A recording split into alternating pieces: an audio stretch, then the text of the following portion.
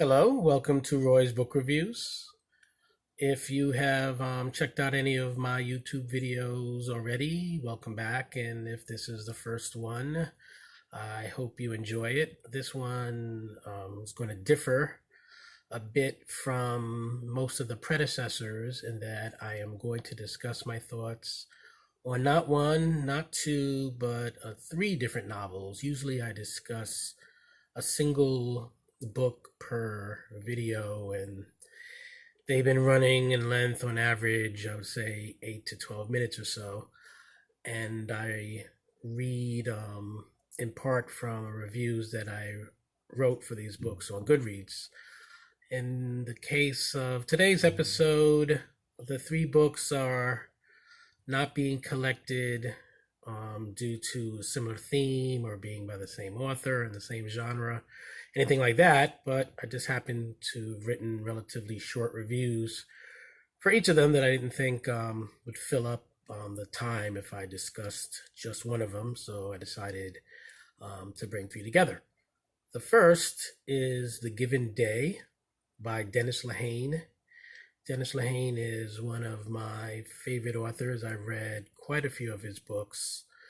I mentioned in an earlier review that my reading preference tends to be literary fiction.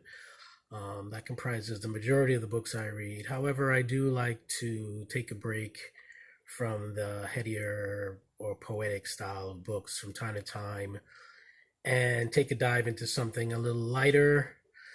And there are certain authors I return to time and time again because they just write stories that are very addictive to read, and also because these authors tend to write all sorts of different types of stories, usually thrillers, even though they have many formulaic elements in common, but the setting of these stories can be quite different.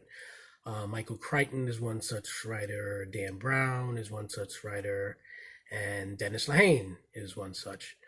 The Given Day is actually part of a series called the Coughlin series that takes place over a course of many years. I believe the setting, at least for part of each of the stories, is Boston, where Dennis Lehane is from, and the setting of many of his books.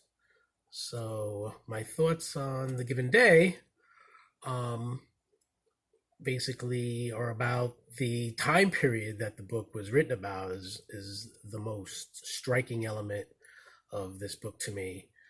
Somehow, in one city, in one year, there was an event called the Great Molasses Flood. It was the early growth stage of the NAACP in a racist climate. There was a Spanish influenza pandemic. Unions were gaining a foothold to combat unfair labor practices and absurdly low wages. The Boston police strike of 1919 and resulting riots took place. So did the start of Prohibition. There was a relentless hunt for violent radicals who sowed seeds of fear. And also in this year, 1919, Babe Ruth was traded from the Red Sox to the New York Yankees, where a dynasty resulted. This action-packed period of time in history was fascinating to learn about, with multi-plotted page-turner Dennis Lehane storyline thrown into the middle of it as a bonus. The more things change, the more they stay the same, was the thought that repeatedly came to mind as I read The Given Day, which was back in 2016. In 2016, we called the violent radicals of the day Islamic terrorists. The medical crisis du jour that year was the Zika virus. Protests followed questionable shootings with riots sometimes resulting. When activists from the newbie Black Lives Matter movement faced off against police officers with Blue Lives Matter mindsets. And in the world of sports, we had Kevin Durant leaving Oklahoma City to form a super team in the Golden State. And as for a modern day, 2016 modern day equivalent to the 1919 molasses flood, I thought that perhaps Donald Trump's presidential candidacy could fit that bill, because certainly both created enormous messes to deal with. So that's my review of Dennis Lehane's The Given Day, which I highly recommend. The second review is of a novel called Youngblood by Matt Gallagher. This is a fine book of place, if not plot, which this novel is rather light on. Matt Gallagher effortlessly, which of course likely means he took great effort, pulls us into an army unit in Iraq and gives us a taste of what modern warfare is like for members of an occupying force. It isn't a story of heroism so much as of following orders and doing what it takes to make it from one day to the next, hopefully without abandoning too much of one's conscience along the way. There is a bit of detective story thrown into the narrative, a bit of a star-crossed love story too. There are threats to the narrator, Jack Porter, from within his own unit that are as ominous as bombs and bullets coming from the official enemy. There is sand and heat and scorpions and falafels and brokered deals and needless death and unhelpful remorse and the biding of time. There's a lot of biding of time in war. I feel somewhat knowledgeable about the day-to-day existence of a 21st century soldier stationed in an ancient land after having read this book, but I'm wise enough to know that reading what it's like is one thing, living it, as Matt Gallagher did, and admirably documented, is quite another. So I do recommend the novel Youngblood, particularly for people interested in stories about war. The last book I'm going to discuss is Andrew Michael Hurley's The Loney. About this book I wrote, sometimes it's necessary to carefully arrange a system of beliefs to explain the unexplainable. People love a good mystery, provided it gets solved in the end. Unresolved, we are left with questions that can haunt us.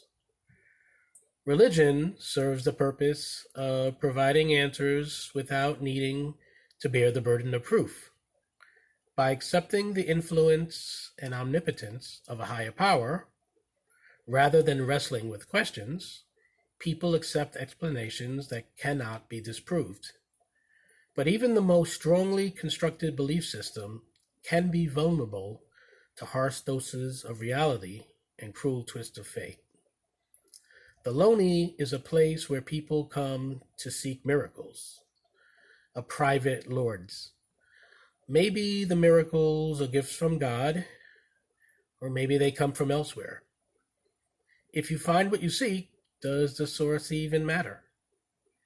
And if you learn the truth, was the miracle worth the lesson? I recommend giving Andrew Michael Hurley's atmospheric debut novel a read. I've done my best to review it spoiler-free.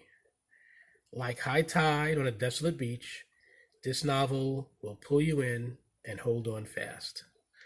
So that covers the 3 books I'm going to discuss in this week's installment of Roy's Book Reviews. 3 books that are very different from each other in style and in substance and in setting. All 3 that I greatly enjoyed.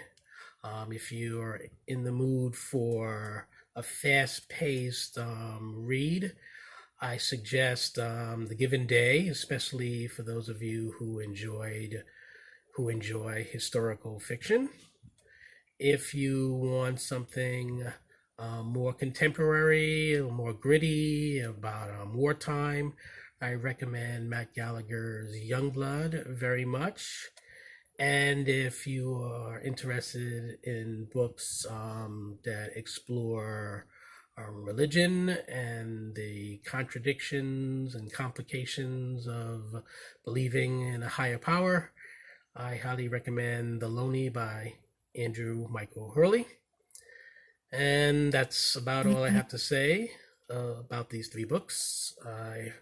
If you do decide to give any of them a chance, please drop a line in the comments area below this review and let me know what you thought. Until then, happy reading.